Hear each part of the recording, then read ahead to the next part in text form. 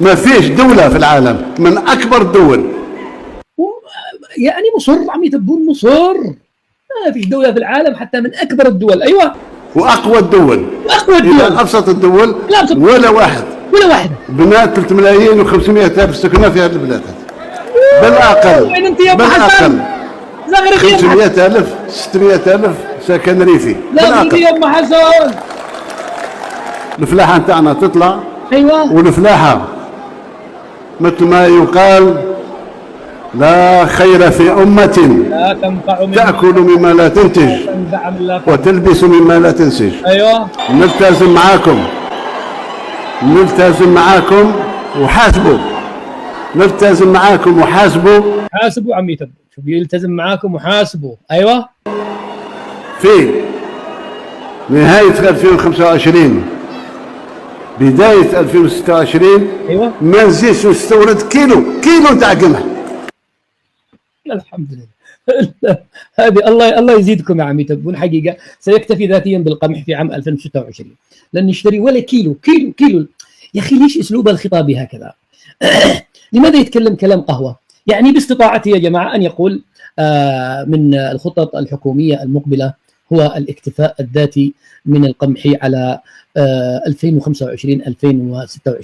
والحكومة لدينا تعمل على هذا. لماذا هذا كيلو ولا العالم بأسره كيلو.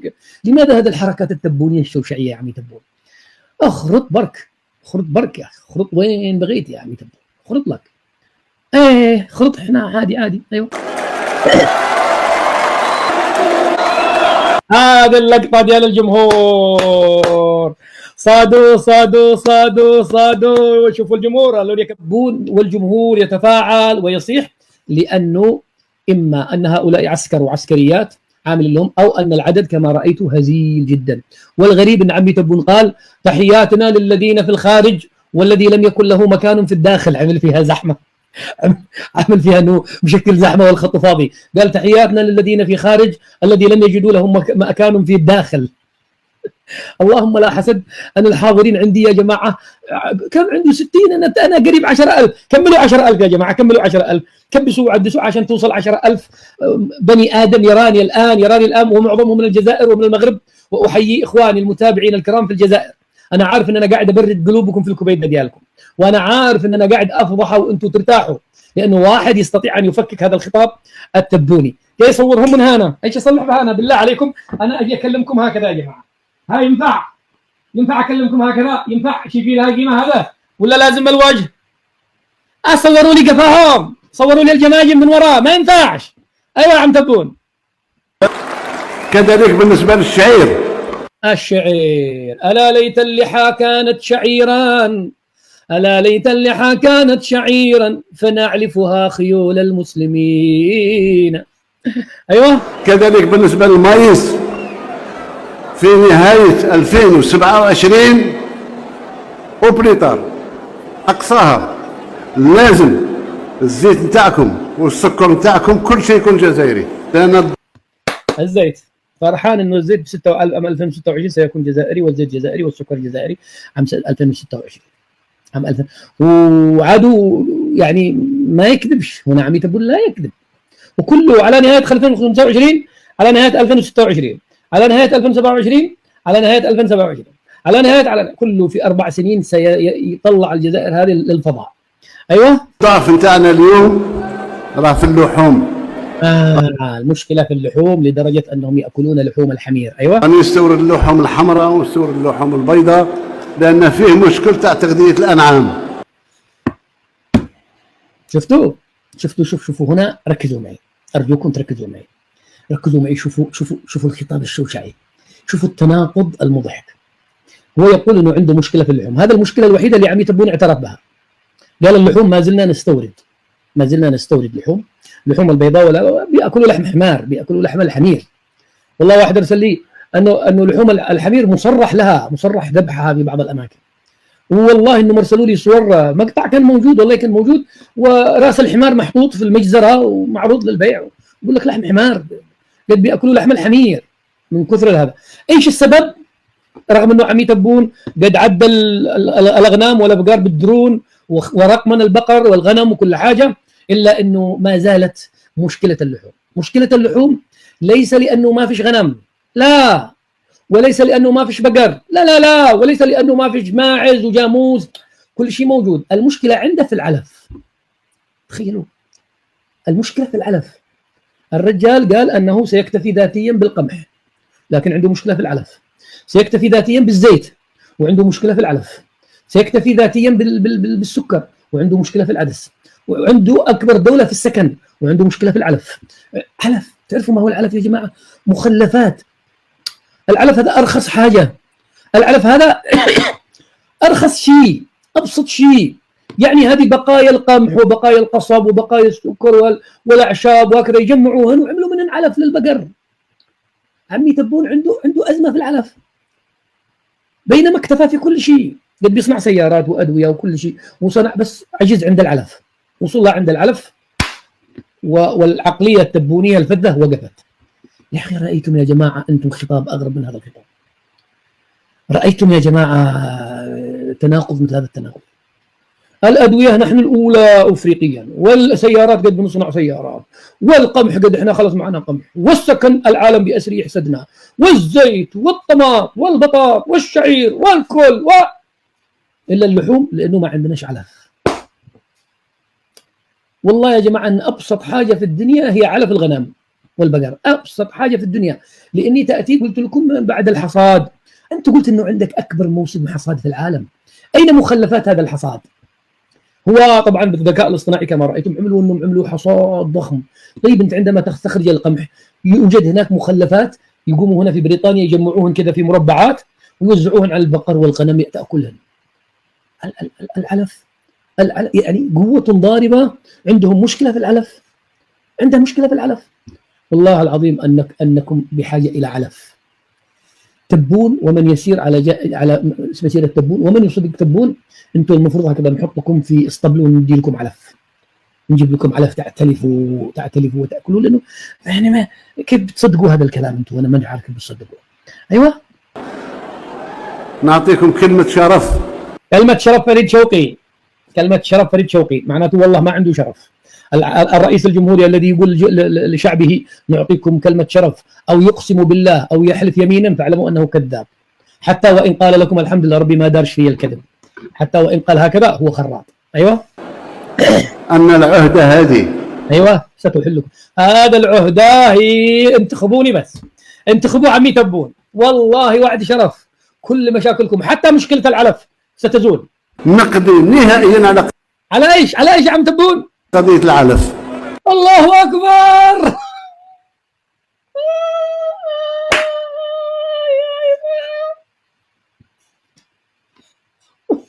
وعد شرف. والله أننا قلت يا جماعة أنه سيقول مفاعل نووي، ولا بيقول سنكتفي طبيا، ولا سيقول سيفتتح مستشفى عين البقرة، ولا يفتتح حاجة. وعد شرف. تخيل شوفوا الخطاب يا جماعة. شوفوا الخطاب التبوني. وعد شرف انه على العهده القادمه ان نحل موضوع العلف. رئيس جمهوريه كبروا يا جماعه، ستحل موضوع العلف يا جماعه. موضوع العلف سيحل يا اخي. انت اترك البقر الغنم، اقول لك لا تعلفهن يا عمي تبون، لا تعلفهن ولا حاجه، لا تعلفهن يا اخي، اتركهن يخرجين يهيمين على وجه الارض والله بيلاقين ما ياكلين. ما انت مش محتاج يعني تقول كلمه شرف. العهده الثانيه نحل لكم موضوع العلف. شو كبين طقها في فمه العلف. اقسم بالله اني انا حاكم ماني طالقه. العلف يا عمي تبون على 5 سنوات. شوف لقطه العلف يا جماعه مثيره جدا. لان فيه مشكله تاع تغذيه الانعام. ايه نعطيكم كلمه شرف يا جماعه ان العهده هذه نقضي نهائيا على قضيه العلف. يا اخي كبروا. وين ام حسن زغردي؟ يا ام حسن الله يختم حلقك، الله يجيب لك الهانه حاجه تختمك. وينك يا ام حسن زغردي؟ نهائيا الامن المائي، الامن الغذائي، الامن الصحي، الامور هذه كلها ان شاء الله مضمونه. كلها مضمونه، لكن العلف مش مضمون. الامن الغذائي والامن الصحي والامن كل شيء والامن العسكري والامن كل شيء مضمون الا علف البقر هذا ما يقدر يشتغل عليه. الثقافه العلفيه هذه مشكله. ايوه انا قلت الله يبارك فيك. هذا ام حسن شغلت عمي تبون، ايش قالوا له؟ الله يسلمك. انا تاني نبغيهم. كان يبغيكم بالذات، قال له كان يبغيك يا عم تبون، لانه سيوفر العلف، يبغونا بالذات. ايوه ويعرفوا باللي نبغيهم. ايه. الله يبارك. أن سنة 2027 الدخل القومي تاعي يصبح 400 مليار دولار. الله اكبر. حتى اللي كان متفائل. أنا هنا ينبغي أن نتوقف كلنا. يلا أسألكم بالله، خذوا نفس طويل، لأنه هنا أكبر خرطة خرطت في الألفية هذا، من بدأت الألفية هذه الثانية ما قد أحد خرط هذا الخرطة أبدا في العالم الثالث. عاد إحنا عالم ثالث، في العالم الثالث هذا كله ما قد أحد خرط هذا الخرطة الذي قلت لكم على أساسها لابد أن نراجع طبيب عقلي ونفسي ونشكك في الصحة العقلية العمي تبون. اسمعوا الخرطة. كان يائس اليوم من المؤخرة. إيش حكايتك مع المؤخرة يا عمي تبون؟ يقول هكذا المؤخرة ويأشر. اليوم الجزائر كانت في المؤخرة، كانت، وعادوا يأشر عمي تبون. يا ريت حركة يده هذه مشكلة. شوفوا هذا أصبح اقتصاد. حتى اللي كان متفائل كان يائس. فكوها، ما لي دخل، ما لي علاقة. اليوم من المؤخرة هذه حركات اليد، لغة الجسد تفضحها. أيوة ترتيب أصبح اقتصاد الجزائر. شدوا الأحزمة وامسكوا أعصابكم، واشربوا لكم شربة ماء، لأنه هنا سيفجر أكبر خرطة في التاريخ. أكبر خرطة التي هي بهذه الخرطة سنصنف أي جزائري بالحمار إذا صدقها. بالحمار لو لم يكن إلا هذه الخرطة الذي خرطها تبون هذه. شوفوا كل ما سبق، وكل الذي أنا ما قصيت لكم وما نقلت لكم، وكل الذي نقلت لكم، وكل الذي ستسمعوه، وكل ما ستسمعوه مستقبلا لن يساوي هذه الخرطة. هذه الوحدة. اشربوا ماء رجاء، اشربوا ماء واربطوا الأحزمة.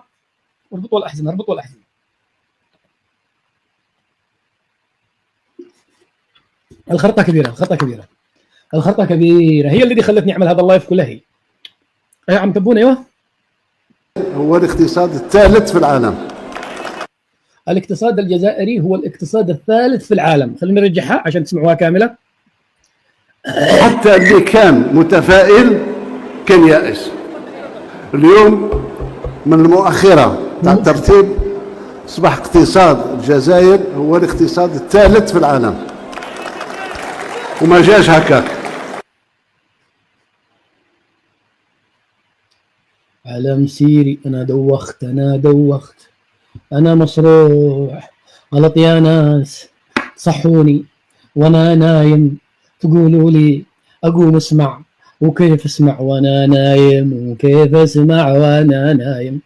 غلط يا ناس، صحوني وأنا نايم، تقولوا لي أقوم أسمع، وكيف أسمع وأنا نايم، كيف أسمع وأنا نايم. أنا يا ناس في أوهام ما ترحم، أنا يا ناس في أوهام ما ترحم، تعذبني عاورني، أنا يا ناس بين أحلم، أنا يا ناس بين أحلم. ومن المؤخرة إلى الاقتصاد الثالث في العالم. تعرفوا أنا قبل اليوم كنت دخلت بحثت عمن يتنافس على الصدارة في الاقتصادات العالمية. طبعا عم يتبون الآن الثالث. الاقتصاد الأول في العالم هو أمريكا. الثاني والثالث يتنافس عليهما ألمانيا واليابان. يقول لك هنا ألمانيا تزيح اليابان من مرتبة ثالث أقوى اقتصاد في العالم. ألمانيا تزيح اليابان من مرتبة ثالث أقوى اقتصاد في العالم. يعني مرة اليابان تزيح، جاء تبون أزاح اليابان وأزاح ألمانيا وبريطانيا وفرنسا والصين وماليزيا وأندونيسيا والهند وكل شيء. كل تلك الدول ليس بعد عمي تبون إلا أمريكا وبريطانيا والجزائر. أقول لكم حاجة من الآخر، حاجة خطيرة، حاجة من الآخر يا عمي. الاقتصاد الثالث، الاقتصاد الجزائري الثالث عالميا، وسلامتها ام حسن. وين ام حسن ما الزغرد؟ وين انتي؟ يمكن اختنقت من كثر الخرط، وقفت الفيوزات حق ام حسن بعد ما كانوا ضامنين. شرب الخرطة تستاهل. شرب كلنا شربنا عم تبون، والله انه كلنا شربنا قسما بالله، قدك تستاهل لك تشرب. هكا عجبني انا، هكا عجبني راسي بعقلي وعارف خلاصي، وهكا حبوني ناسي، وسعدات اللي قلبه صافي، ونفوج على قلبي وندير اللي انا نبغي، يخرب بيت فرنسا. ايوه اشرب قدك الثالث في العالم. اشرب يا عم تبون، اشرب. الخرطة هذه ترفع الادرينالين، الخرطة هذه تسبب الجفاف، الخرطة هذه تسبب السكر والضغط والانسولين والبواسير. اشرب يهني على قلبك بالصحة والراحة، الصحة والراحة يا عم تبون. الخرطة كانت واسعة، وسعت امها والساعة مسحت الصين والهند واوروبا وامريكا والبرازيل والارجنتين، مسحت الكل. انا كنت اول تنافس لك افريقيا، هذا كنت تقول الثالث افريقيا، الاولى عربيا، الله ثالث عالميا يا رجل وتشتكي انه ما عندك علف. يا جماعه اسالكم بالله يا جماعه، شوفوا انتم هذا العالم الخارجي، رئيس قبل دقيقه فقط يشتكي انه ما عنده علف، قبل دقيقه فقط يضع العلف برنامج انتخابي، علف بهايم، كيف ياكل بهايم، ما عرف ياكل بهايم، عشان ياكل انسان ويعالج انسان ويقري انسان، ما عرف يقري 10,000 أو 50,000 وما ادري كم مليون بقره وغنم عنده ما قدر ياكلهم. واحد بيشتكي انه ما عنده علف في البلاد، وانه عنده ازمه في العلف، وانه في العهده الثانيه يتكفل ووعد شرف انه يوفر العلف للشعب الجزائري مش للبهايم. انا ارى يا عمي تبون وفر العلف للشعب الجزائري اللي بيصدقك، عمي تبون وفر العلف للشعب الجزائري اللي بيصدقك. البقر والله ما تاكل من علفك، والعلف يستاهلوه الذي بيصدقوا عمي تبون. يشتكي انه عنده مشكله في العلف، بعد دقيقتين فقط، في نفس الخطاب يقول الجزائر الثالثه في العالم اقتصاديا. الله الله الله الله الله الله الله الله الله الله الله الله. وهذا كله ويحمد الله في بدايه الخطاب انه الله ما درش فيه الكذب. الحمد لله. عد هذا كله الله ما در فيه الكذب ابدا، ما در فيه شيء.